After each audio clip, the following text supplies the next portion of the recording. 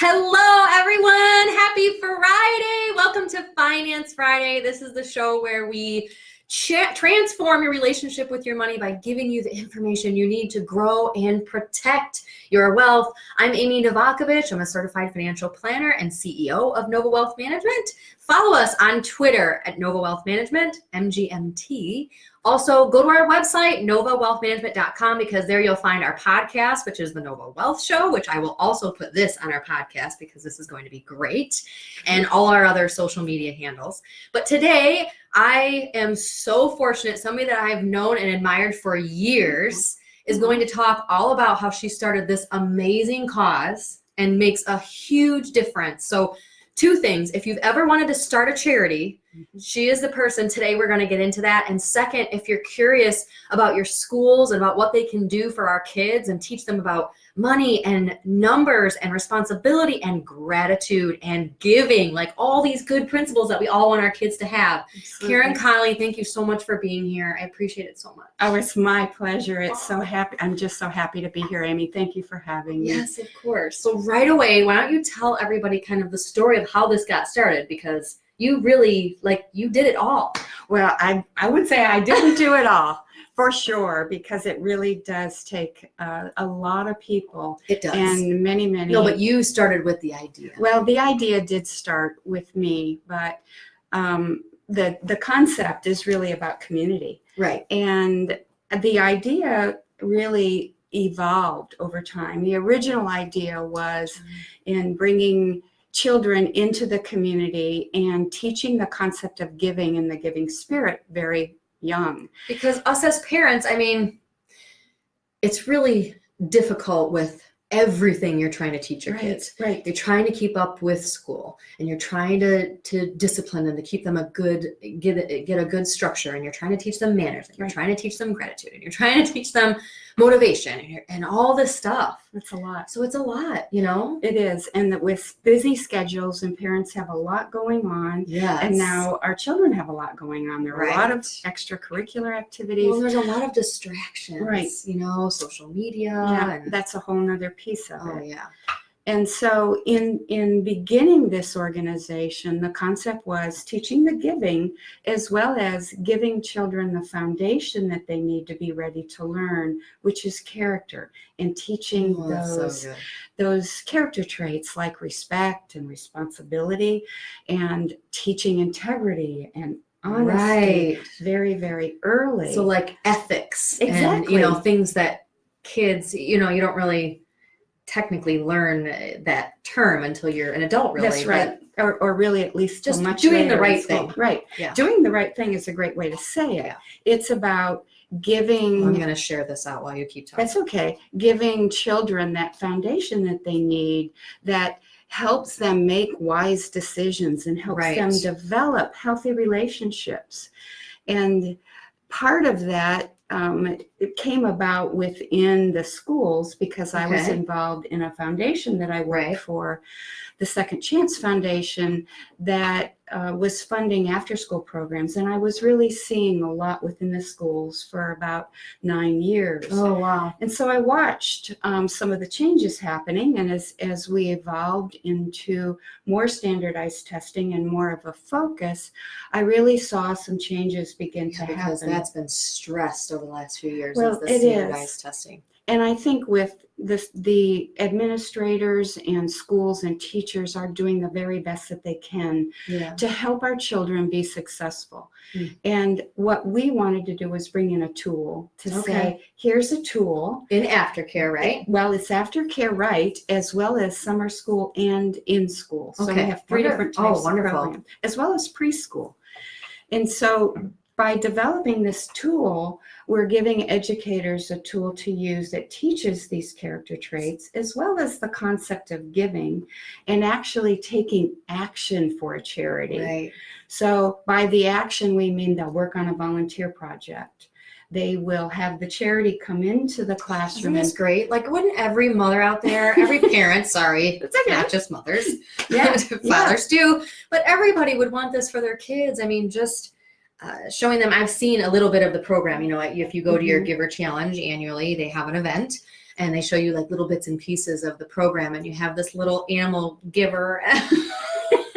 He's a big animal. Sorry. That's okay. But he's so like, just the kids are into it. Yeah. They're competing, they're motivated to give to people. Right. I mean, it's just. And what you saw, Amy, at the assemblies at the end of the year is a celebration. Right. And at the school. So that's schools, different from what I was just talking about. Well, that's okay. But I mean, it's all connected. Right. In that at the schools, we celebrate the children learning the character traits and giving and helping.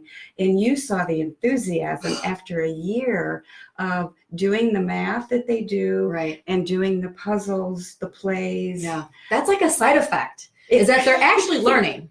They don't really realize. Well, they're learning, like they're learning math programs. And I mean, they don't, I mean, maybe they do realize, but when I was at the schools, it just didn't seem like, this is an environment where they're being forced to learn. That's right. They're loving it. That's right. And thank you for saying that. Yeah. The curriculum is online, so it's animated. And the character that you saw is the mascot. Yes. But online, he interacts with the children, encouraging them. Yeah. They do a celebration, and you saw that at the assembly, the Giver Shiver, where the Karen is so animated at these things. Oh my gosh, you're like the best with kids. Like, well, you can't. Guess who's coming? Like, they just love it. They motivate us because you can't help but have that energy when you see their energy for helping each other and for helping others. It's contagious. It is contagious. And that's the part of the concept is making it fun for them, making them really want to do this. Some of the teachers will say to us, well, our students sometimes don't want to go do another activity until we've done the Giver program. So that means that it's working for them. They're engaged while they're learning these academics. So clearly this is so good for kids, right? So you've got the learning, you've got the academics, you've got the giving, and you've got they're learning focus, and they're learning all these character traits. So how do you get into schools? I mean, it obviously sounds good, but a lot of times, like, we tried to get you into one of the schools, and the response that we got was, well, it's already set, and we've already got things during aftercare. We've already got those programs for that. Like, so how do you get into schools? I guess I'm kind of asking for people that may have had an idea for a charitable cause, and it's kind of like, how do you get in? Like, was it people that or, how did you start to get into schools, which are so hard to break into? Well, the schools have so much responsibility. It is hard. Right. It is hard. And I think that with the concept of a charity and developing a charity that is that you would like in the schools, there really needs to be a collaboration with the schools and developing something that is truly helpful and helpful for them and what they need to do. How did they judge it, though? Like, how do they know if it's helpful? So did you present it to a board, or I know you have some, like, we were on the advisory board, so there's some people that might be in education that give you feedback, but how did a school determine, like, oh, this is academic, this is helpful? In the beginning, we started in 2 schools, and that came about because those were schools that I was involved in funding an after-school program. And so from there, we actually hired during the summers of creating the program teachers who taught at that school in the summer, who wrote pieces of the curriculum. And then it was intended to be a pilot to see how it was received by the students. And so really it is the leadership. It's really the leaders within the school and within the school district who make the decisions about whether or not it's appropriate for them. So you didn't get discouraged. So, I mean, you start this charity, you decide to start it. In 2008. In 2008. So what was did you first, like, right off the bat start calling board members, or did you start calling donors, or what was your first step? Well, that's another good question. And really it all went together. Like all at once. It's because in developing a board and developing donors and developing your curriculum and developing the organization itself, everything has to flow together. And we did it in steps. Because the first year was really, it was 2 schools and me. And then as we grew, we added people. Now we have 2, but so that we were able to serve more. Last year we served 10,000 children, and 86 schools? in 86 schools. 86 right? schools. And we'll be in more this year. In multiple states. Isn't that cool? It's such a cool story. It's really a testament to children. Yeah. And their enthusiasm, and to teachers. And what they want. And for the schools and the administrators who really believe in the success of their students. So for us, it's being a partner and being able to help them do what they're working hard to do. But it all takes money. So, it all takes Absolutely. funds. So every charity or every not-for-profit that you're involved in, obviously it takes funds to actually put out a service. Mm-hmm. So, and these kids, what they're doing in the programs, just so everybody knows, what they're doing in the programs is when they get problems right, they earn money, That's right? Yes. And then they actually get to take that money and physically donate that amount of money to their charity of choice, which is so cool. So there has to be actual money for them to donate to the charities. That's the secret. So that is a secret. So in my world, we always talk with clients. Actually, I was in a meeting with a brand new client yesterday, just talking about something they had never thought of is charitable giving, like planned giving, because there's a lot of tax benefits to charitable giving. So for instance, just one big one that I always tell clients of is, and a lot of you may not be over 70 and a half, but you might know somebody who's over the age of 70 and a half, and they are required to take money out of their retirement accounts and it's taxable. Right. Well, if you move that money directly to a charity, you don't owe the taxes on it. Right. We had that exact example last year. Did you? It was wonderful because it was a win-win-win. It is. Everybody wins. Right. You guys win. The person with the retirement account wins because they don't have to pay thousands of dollars in taxes, hundreds, thousands, whatever, depending on the amount. But it could be so much in taxes. They avoid it. They're giving to a good cause, which makes them feel better about it than just taking money that they probably didn't need to withdraw right then. Right. So everybody wins. So it's just a great tax planning strategy. And there's other things. We talked a little bit before we went live just about physical donations. Right. So what kind of physical donations would help your cause? In a tangible context, anything that it can be a personal property or real property. Okay. It can be a boat or a car or jewelry. Or anything artwork. That you can resell. Right. Well, anything that we can resell. Right. Yeah.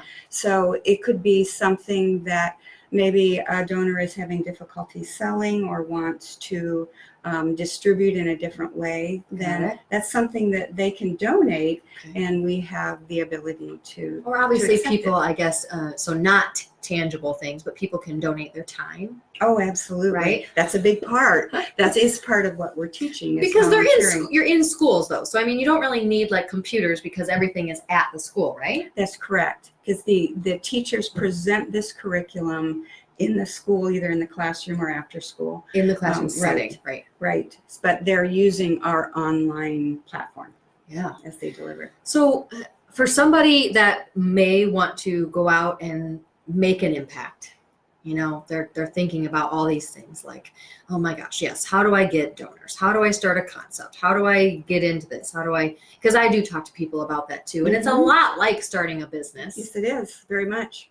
In a business, you have to get clients, that you provide that service to or that product to.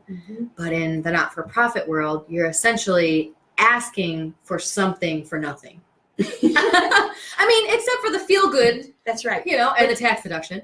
Yeah. But it is a little bit different. It's a little bit harder. Right. It's a different kind of investment. Correct. Well, that's true. Yeah. There you go. Yeah, see, you're good. It is a different kind of investment. And the key is that there is research behind what giving actually does for us, and not only adults, but for children. Yeah. Giving is really an important part of feeling whole and being healthy.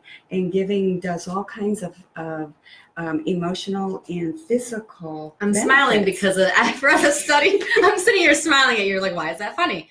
I read a study once that, the reaction that your body gets when you eat like a piece of chocolate cake. Yeah. Like instantly, you're just like, yes. Yeah. Like supposedly, it's the same areas in the brain that light up, except it's a little more permanent than chocolate cake because 15 minutes after you eat it, you're like, and does a lot more good than a piece of chocolate cake. Yes. But it's the same areas in the brain. It's Absolutely. the feel good, like you said. It's the feel good part of our bodies. Well, and the other piece of giving is especially children who are from a low socioeconomic household, that all of a sudden when they're self-esteem, self-esteem, self-efficacy, because they're able to see they can change, make something good happen. It's in their control to help a puppy or to help a baby or to give shoes to a children. That is an empowering feeling, and that's really part of what we're wanting to do, is give them that empowered feeling. Mm-hmm. So for those of you just joining, I'm here with Karen Conley, Charity for Change. So we're talking all about how she started the charity. They went from 2 schools to 86 schools in different states and everything. I mean, you're just going crazy. It's great. It is fabulous. So what about the charities so that you're picking? Do you vet these charities? Yes. Do you talk a little bit about the list of charities that the children have to choose from? Yes, that's a great question. We have a list of 100 different charities, and we have a very small committee that vets these. And what we do in the vetting process, now. It started very early. Do kids pick like their top 3? They do. They pick 3, actually. Each grade has different charities. Oh, okay. And each 6 weeks, the charities change. Oh, so they rotate through all of these. Okay. And and we have local charities. So in different areas, there's different charities. Got it. But in the concept of selecting their charities, they do research. They learn on the website about that charity. As far as our vetting goes, we look at the tax return of each and every charity. Oh, you do. We make sure that it is at least 2 years in operation. It is a viable board. Okay. And that it is, we do multiple ways of really looking at different areas of what they're doing and look at their financials. Because what we're doing in addition to the children earning money from our donors to give to their charity, children in our day program are also donating change. And so we take 100% of that money, we match it or probably a little bit more from what activities they do, and then we write a check to the charity. All of that is all, we have to make sure that when the children are giving money and we're directing money, that it goes to a good place. Right. That it is. Well, I ask for 2 reasons. I ask for the people that may want to donate money, that it's going to good sources, but I also ask for people that might have a charity that want to be on that list. Oh, absolutely. So I kind of ask for 2 different directions. Yes, those, and it's a good point, and would welcome any charity to contact us. And we don't have any obligation. We do ask if they would like to, if they're available to visit the classroom once they're selected, but it's not a requirement. And some charities are able to do it, and some don't have that capacity. But we would welcome communication from any charity to join. Would. So what's next? Like, what's the next? You want to get nationwide, or is there a school goal, or are you working on the curriculum? Like, what's kind of next in store? All of those things. Okay. Yes, for sure. We have a very big vision, and of course, because we're in the Collier-Lee area, we at this moment, we want to be sure we're serving every child here that we can. But beyond that, we really are looking at the future, and there are about 25 million elementary school children in our country. 25 million. And the program that we are doing now is completely scalable and transferable, so we could be anywhere in the country. And we feel our children benefit from this program, and our future benefits from this program. And I know I want to leave behind a world that is better than it is right now. Yeah. And I want that for our next generation. And so we're working really hard to be in all of those schools, and we're developing other curriculum. We're also going to develop another format that is outside of the schools. Right, so like home. Home use for home and other ways, and looking at different ways of doing video and different types of things that we can expand and reach more children and serve more. That's fabulous. Oh, stay tuned. I know. Stay tuned. It's so big. Anything else you want to add? I mean, believe it or not, we've already been going for 20 minutes. Oh my goodness. Isn't that crazy? Thank you. This was so much fun. I just want to say thank you, Amy, for what you do and for inviting me today, but for sharing taking the time to share your knowledge with your viewers. And I appreciate being here. Oh, of course. So anything that you can do, tell them how they contact you. Obviously, there's the website, charityforchange.org. Yes, that's it. Exactly. Charity in the word for, F-O-R, change.org. Or they feel free to call our office at 239-592-6787. And we're also on Facebook at Charity, the number 4 change. Oh, the number 4 change. Yeah. And also, if for whatever reason you feel it's easier to reach out through us, we're happy to get you in touch with them as well. If you just want to go to our website and contact us, we're happy to get you in touch. But thank you so much for joining and giving us all this knowledge, because I do think that a lot of people out there have that vision of, and I always, like, I'll have business owners on here. I'll say, if you ever want to start a business, or you want to, have an invention, but a lot of people want to start a charity, like a good cause, a charity, and they don't know where to start. And you are that inspiration, like, started from just an idea and it's blown up into this, and it's only going to get bigger and bigger. Yep. Thank you. So I'm just so happy to, be a part of that journey, and I just want everybody to know about it. Thank you. Thanks, Amy. Everybody have a fabulous weekend. Thanks for joining us, and thanks for being here. I appreciate it. We'll see you next week. Bye-bye.